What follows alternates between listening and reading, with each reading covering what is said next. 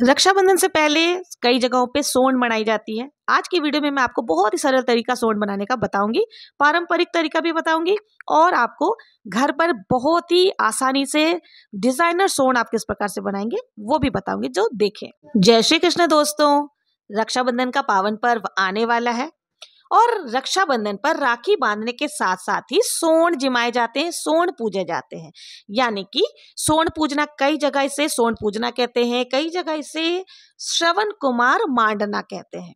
तो देखिए, जगह कोई भी हो और कोई भी क्षेत्र के हिसाब से भाषा बदल जाती है, लेकिन पूजा की जो विधि है वो एक जैसी होती है। तो राखी से पहले जो सोंड मांडते हैं वो घर के मुख्य दरवाजे में लेकर के, जितने भी आपके घर में दरवाजे हैं सभी जगह मांडी जाती है। केवल जो बाथरूम होता है, वॉशरूम के दरवाजे पर नहीं मांडी जाती, क्योंकि ये भी बहुत ही पूजनीय चीज होती है। तो दरवाजे के दोनों तरफ सोंड मांडी जाती है।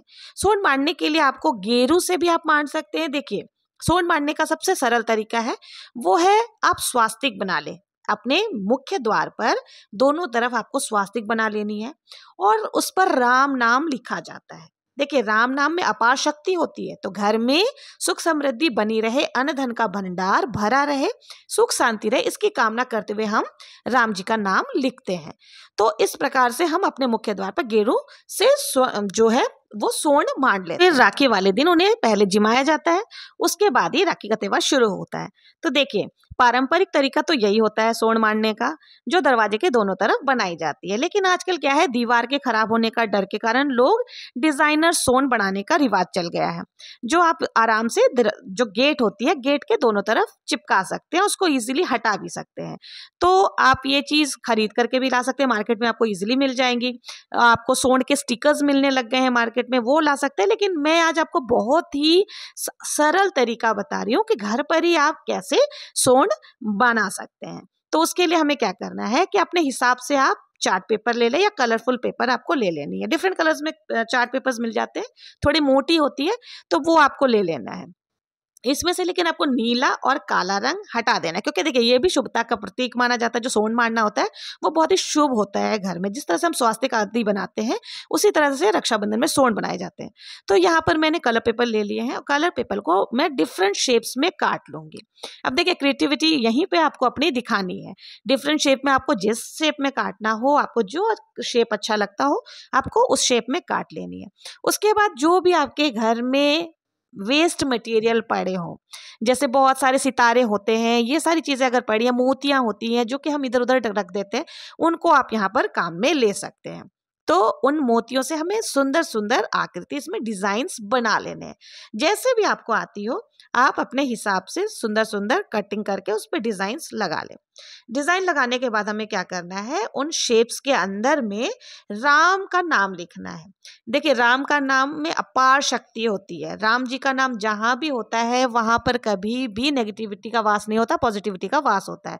तो यहाँ पर आप किसी भी ग्लिटर पेन से भी राम का नाम लिख सकते हैं, और नहीं तो मैंने यहाँ देखो हल्दी घोल ली है। हल्दी बहुत ही शुभ मानी जाती है, किसी भी जो हम शुभ कार्य करते हैं उसमें हल्दी का यूज करना बहुत ही अच्छा माना जाता है। तो मैं यहाँ हल्दी को घोल ली हूँ और हल्दी से घोल करके मैंने राम का नाम लिखा है। आप सीता राम लिख सकते हैं, राम राम लिख सकते हैं, राम लक्ष्मण लिख सकते हैं, हरे राम लिख सकते हैं। आप राम का नाम कैसे भी आपको लिखना है। तो इस प्रकार से मैंने देखिए सब जगह पूरे में राम का नाम लिख लिया है। अब हमें देखिए इसको चिपकाने के लिए क्या चाहिए, तो आप इस तरह का जो सेलो टेप टाइप का आता है वो आपको ले लेनी है और उसको हमें इस तरह से चिपका देना है। चिपकाने के बाद इसको आप इजीली, जो इसके ऊपर का टेप है उसको हटा सकते हैं और हटा करके आप आराम से जहां भी आपको चिपकानी है आप चिपका सकते हैं। फिर आपकी जब ये पूजा हो जाएगी, सोंड का हम लोग जिमा लेंगे, फिर आप इसको हटा सकते हैं। तो इस तरह से बहुत ही आसानी से आप घर पर ही सोंड बना सकते हैं, डिजाइनर सोंड बना सकते हैं। ना तो आपकी दीवार गंदी होगी और ना ही आपके कोई ज्यादा परेशानी होगी। तो इस तरह से हम देखिए, शुभ काम का शुभ काम भी हो जाएगा और आपकी क्रिएटिविटी भी नजर आ जाएगी।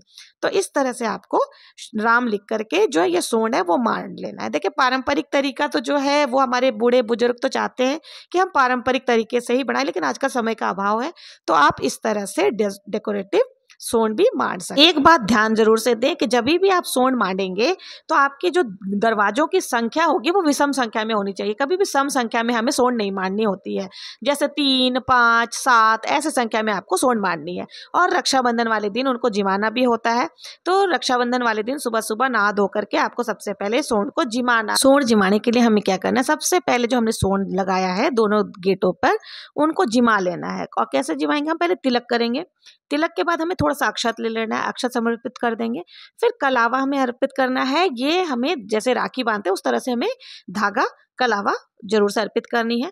और उसके बाद जो भी हमने मिठाई भोग आदि बनाया है, खीर अगर आपने बनाई है तो वो जरूर से आपको उनको समर्पित करना है। उसके बाद लोटे में जल लेकर के छींटे लगाएंगे।